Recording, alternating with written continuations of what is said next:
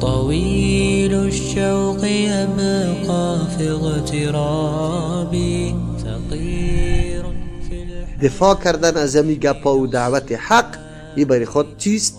خون ریختاندن کار داره، شهدا کار داره، مردمایی که جان خدا فدا میکنه لیکن حق تحقق میبخشه، حق جاگزین میسازه. اونو مردما به اون طور مردما ضرورت است.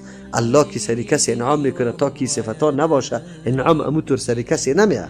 معلوم میشه که بنده در نشر اشاعت حق چی میکنه؟ خدا قربان میکنه، تصدیق اولی کلی محنت و زحمت سر خود میگیره. این مردم را الله متعال انعام میکنه، هر کسی انعام نمیکنه. و الصالحین است، صالح کسی را میگه که حق الله را هم و حق بندگان الله را هم تکمیل کرده باشه. یک صالح کسی را میگه که مکمل در تمام ابعاد زندگیش اثرات دستورات قرآن و حدیث نمایان است. معلوم میشه که اینمی عمل کرد اینی آدم نشأت از اینمی تعلیم پیغمبر شده، اینی عمل اینمی آدم نشأت از اونمو آیت قرآن کریم میکنه، یعنی از اونجا پیدا شده و آثارش است.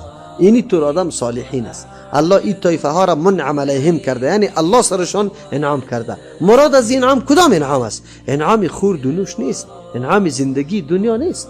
اینجا مراد از انعام توفیق مزید در راه خدمت دین و راه هدایت برای کسی دادن، اینی را انعام میگه.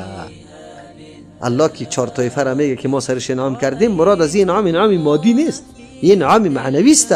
انعام معنوی طور است که الله متعال این مردم توفیق نصیب کرده که در مصدر خدمت اینمی دعوت توحید الله، دین الله قرار بگیره. هدایت نصیبشان شده و بعد از او ثبات و پایداری در راه اختیار کرده. اینیا مورد انعام الله متعال است. این نعمت الله به هر کس داده نمیشه، بلکه به اینمی طایفه های خصوصی که چهار قسم صفت داشته باشه. صفت نبوت داشته باشه، اگر نباشه پیغمبر هر کس شده نمیتونه، امر اختیاری نیست. اما سه چیز دیگه امر اختیاری است. صدیق شده میتونی، اول دفعه که حق شنیدی تصدیق کو، شهدا شهید شده میتونی، دفاع از حق بکو ولو که در آخر قیامت باشه، در آخر عمر دنیا باشه، این جماعت خود داخل میتونی. بله، و خدا در جماعت صالحین مکمل داخل میتونی. سيهديك التأمل